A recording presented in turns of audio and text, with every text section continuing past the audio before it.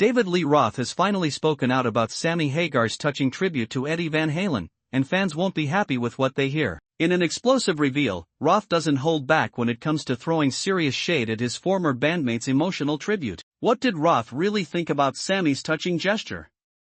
The truth might surprise you, and it's sure to stir up more than just old rock and roll drama. You won't want to miss this. David Lee Roth's career began in the early 1970s, long before he became the legendary lead singer of Van Halen. Born in 1954 in Bloomington, Indiana, Roth has always loved performing. Roth's early musical influences included Mick Jagger and Jim Morrison. He quickly learned that being a frontman wasn't just about singing, it was also about entertaining, captivating, and commanding the stage. While at Pasadena City College in California, Roth started making connections in the music scene. He formed a few local bands, but his big break came when he joined Van Halen in 1974. At the time, Van Halen was just a group of young, talented musicians trying to make it in the competitive Los Angeles music scene. The band was started by guitarist Eddie Van Halen and drummer Alex Van Halen. They quickly became famous for their intense performances, especially Eddie's innovative guitar playing. Roth's addition was the final piece in the puzzle. His big, bold personality, charismatic stage presence, and powerful vocal delivery went perfectly with the band's sound. Roth's flashy style and daring antics made the shows unpredictable. He was as much a showman as he was a singer, often putting on high-energy theatrical shows that kept the crowd on their feet. Their first big break came when they opened for Queen, discovered them by Gene Simmons of Kiss. Simmons was impressed by their raw talent and helped them get a record deal with Warner Brothers, which led to the release of their self-titled debut album in 1978. The album was a huge hit, with songs like Runnin' with the Devil and Eruption showing Eddie's groundbreaking guitar skills. Van Halen's hard rock charisma and David Lee Roth's commanding presence made them one of the biggest rock bands of the late 1970s. Braun's crazy personality and unique vocal style made Roth a key figure in the band's success. The way Roth mixed humor, bravado, and musicianship made him stand out in the world of rock and roll. And his early years with Van Halen are still remembered as some of the most exciting in the band's history. The tension between David Lee Roth and Sammy Hagar didn't start overnight. It grew over time because they had different personalities, approaches, and ultimately control within Van Halen.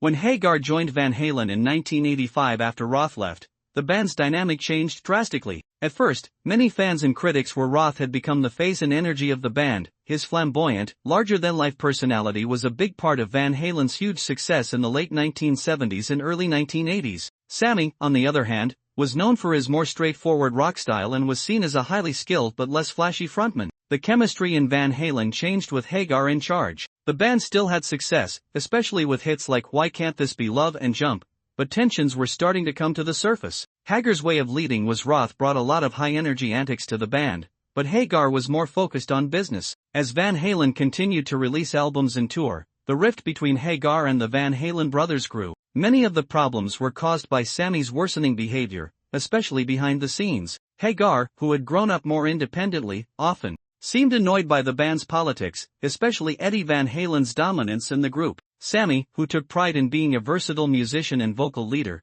started to make it clear that he wanted more. Controlling the band's direction became more controversial as time went on. Hagar was accused of being self-centered and determined to change the band's identity to suit his own preferences. Hagar's influence, or perceived overreach, made it hard for the band to work together. His autocratic approach to band decisions started to upset the natural balance within the group. Sammy Hagar's growing hostility toward Van Halen's legacy started to cause deep rifts. In particular, his tensions with Eddie Van Halen grew. Hagar had already made a name for himself as a successful solo artist. Eddie, who had always been the driving force behind Van Halen's sound, wasn't willing to give up that control. When Sammy tried to question Eddie's authority, he was often met with resistance, which made things worse between them. This disagreement wasn't just about music, it was personal. Sammy's increasingly hostile behavior caused a lot of bad blood within the band. Hagar's criticisms of Eddie's playing style, especially his attitude toward the band's image, did not sit well with the Van Halen brothers. Hagar, who was always looking for perfection, started to question Eddie's approach to the music. Eddie was accused of being unprofessional and controlling,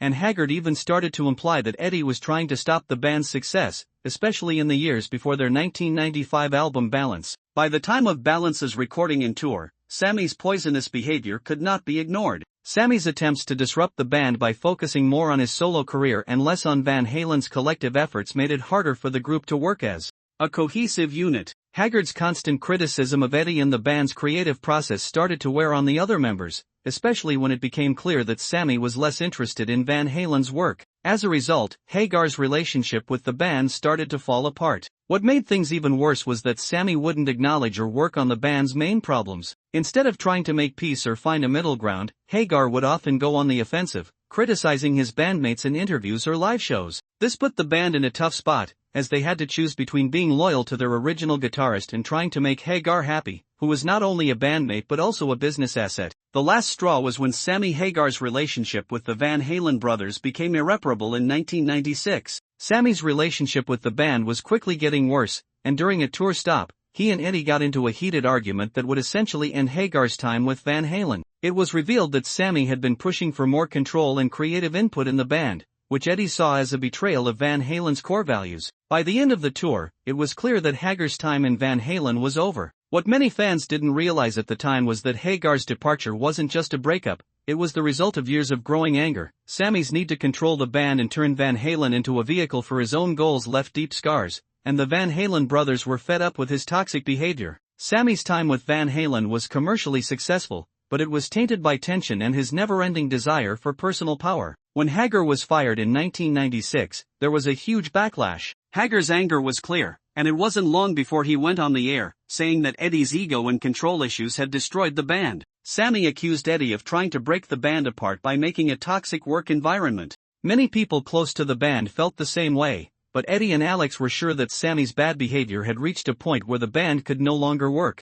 Even though it's been years since Sammy Hagar left Van Halen, the tension between him and the Van Halen brothers still exists. Fans have heated arguments about his time in the band, but one thing is clear, Sammy Hagar's time there was marked by a competitive and controlling relationship that led to his departure from the famous rock band David Lee Roth, who is known for having a unique personality. Eddie Van Halen, the famous lead singer of Van Halen and a comedian, has never been afraid to say what he thinks. Recently, he shared his honest thoughts on Sammy Hagar's new tribute song to Eddie Van Halen, Encore Thank You Good Night. The song, which Hagar co-wrote with guitar virtuoso Joe Satriani, was inspired by a dream in which Eddie visited Hagar and helped him write a final farewell. This emotional and reverent song caused a range of reactions from Van Halen fans. Some praised it as a heartfelt tribute, while others questioned Hagar's motives, especially given his often controversial behavior. Many people were interested in Roth's thoughts on the tribute because he has a complicated relationship with Hagar. In a recent interview on Rock Weekly Radio, Roth didn't hold back,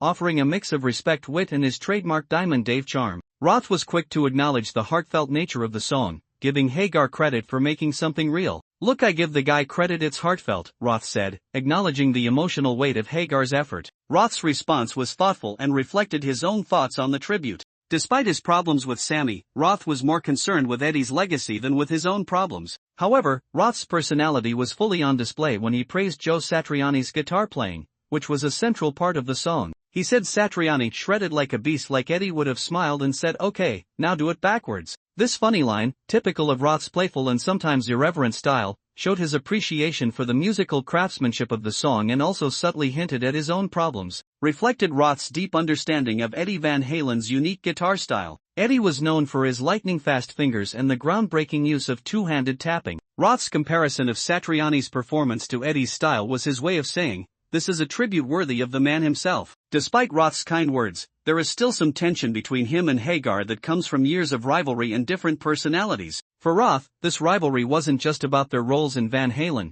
it was also about how they approached their music. Roth, with his bigger-than-Lee persona, always loved the chaos and energy of rock and roll. Hagar, on the other hand, was seen by some, including Roth, as more methodical and even businesslike with Van Halen. But Roth chose not to talk about these differences when he talked about the tribute song. Instead, he focused on how sincere the song was. "There's always chatter," Roth said during his radio appearance. "Sammy's always talked, sometimes too much. Hell, so have I." It was a moment of self-awareness when Roth realized that both he and Hagar had been known to people sometimes say what they think, but Roth chose to focus on the value of the tribute itself. When someone sits down, writes, and puts their heart and soul into a song for a guy like Eddie Van Halen, that's not something you trash, that's something you honor. Roth's ability to see the sincerity in Hagar's act, even though their relationship was tense, showed his maturity in the face of what could have been a contentious issue. Roth also compared how each of them had dealt with Eddie's death. For Roth, His tributes to Eddie were his songs Somewhere Over the Rainbow Bar and Grill and Nothing Could Have Stopped Us Then were not only about Eddie's music,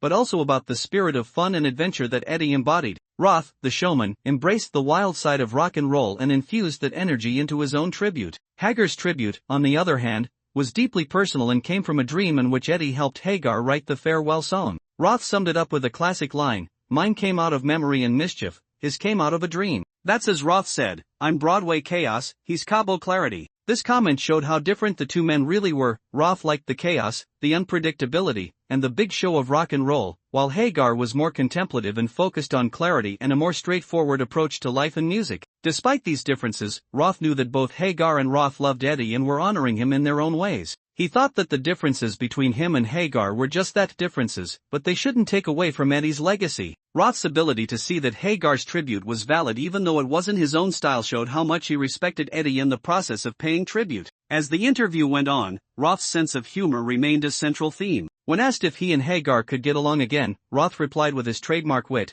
"Oh, the hatchet's long buried, I just don't remember which dessert we left it in." This funny comment about their past fights was a typical Roth move that acknowledged the past while making it clear that he didn't take things too seriously.